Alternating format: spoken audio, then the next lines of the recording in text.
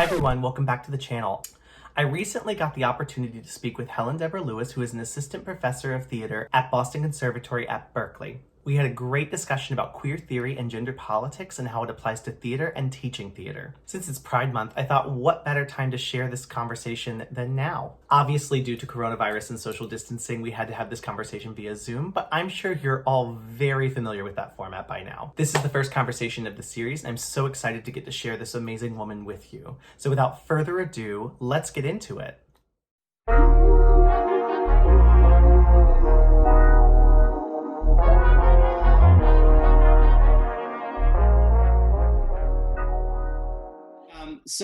I think the best way to do this is probably to start with just like an introduction of like, and I'll just go, hi, I'm Tyler. My pronouns are he, him, and you are? I'm Helen Deborah Lewis. My pronouns are she, hers.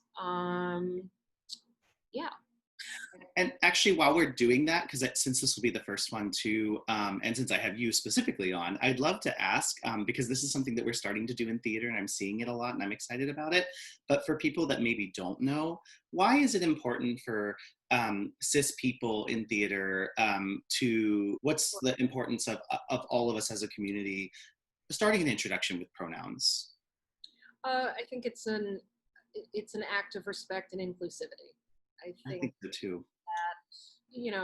For such a long time, individuals who could not or did not adhere to a binary understanding of gender identity, they didn't have any way of communicating that, indicating that, talking about it. There really wasn't any kind of welcome space for that discourse. Yeah, I think it's a way of showing solidarity, not only with people who are on the trans spectrum or who are non-binary or genderqueer or gender non-conforming, or, there are myriad identities and ways of expressing that.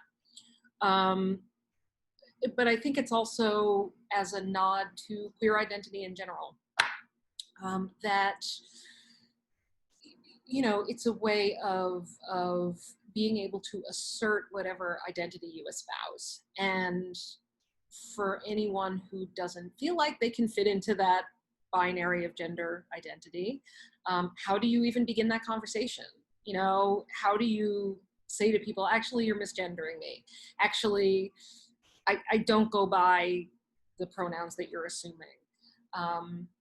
Yeah, and I think it's nice that it's become common practice in some circles, especially in artistic circles. I know for some theaters, especially in Boston, it's been happening for the last couple of years. I would say, like, since, well, I can't give an exact date, but yeah, I mean, the last few years, there's been, I think, an intentional push toward inclusivity. I wanted to ask, like, as an educator, just like kind of in your daily life and like with this coronavirus and all of this kind of stuff in digital teaching, like, what are you seeing right now in the students of today that's exciting you about the future of theater? One thing that I've noticed, I'll just say that one thing I've noticed through teaching on Zoom, what's fascinating to me, and I haven't quite formulated what this means to me yet. At first, students seemed, that they could adapt very easily to this format, to being able to learn in a digital space. What they didn't like was taking studio classes in a digital space, certainly, but academic classes, it translated more easily into the digital sphere. What I did notice, though, is that students over the course of weeks got really frustrated and they seem to get really exhausted with the format. And I asked them casually at the end of a class, like, hey, how is this going for y'all? Like, how are you handling this? What students said, what they suggested, is that they found it really sad that they couldn't all be in a space together, and that there was a real difference, that occupying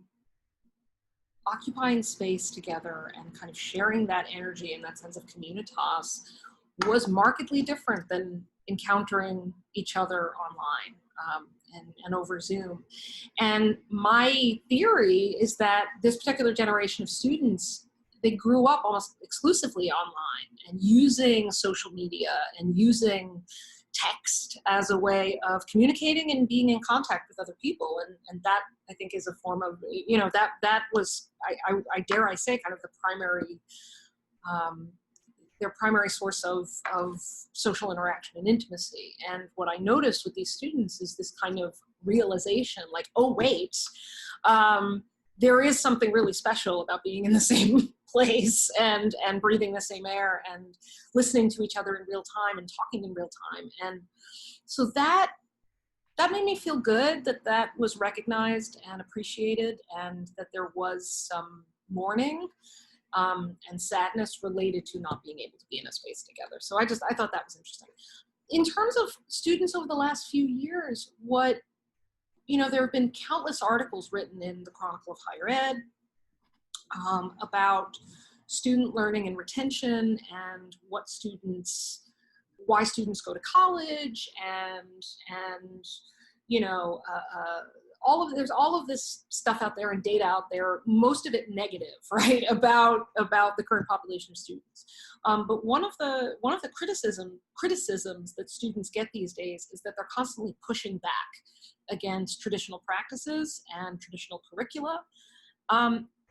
I think that's exciting. And in a lot of cases, it's about personal identity. I don't see myself reflected in this content. And I would like to. And there are some who would say that that's selfish, that a student is only curious about people who are like them. And I don't think that's the case. I think it's that arts, entertainment, media is an incredibly powerful thing. We want to see ourselves reflected back in us. We want to see what I think is a validation of our existence and our right to exist. And I think that pushback is important. I really like that students are asserting that need to see themselves reflected in history, and to know that, it's not, especially when it comes to queer content, it's like nothing but. But also it's, you matter. Your story, your history matters. Your ancestors matter. All of that matters. As far as gender roles or gender identity and how we in theater kind of work together, all of us trying to be advocates of each other and trying to be, it's a lot of queer people in the room, but what have you seen or what have you worked on in your school to do something about that? I'll be honest, I think we're just starting to crack into that. The conversation then evolved into, well, why do we still have men's partnering class? Why do we have, this form of dance is so reliant on, gender roles and the gender of the people performing. And so, there was discussion around, well, do we change it to leader or like lifter and lifty? I don't even know, but how do we think about this in a way that is more inclusive, and how do we think about this that it doesn't feel like it's so stuck in a binary and leaving all of these other people out? Yeah, I think it's a really nice thing to do, and I think it's the right thing to do.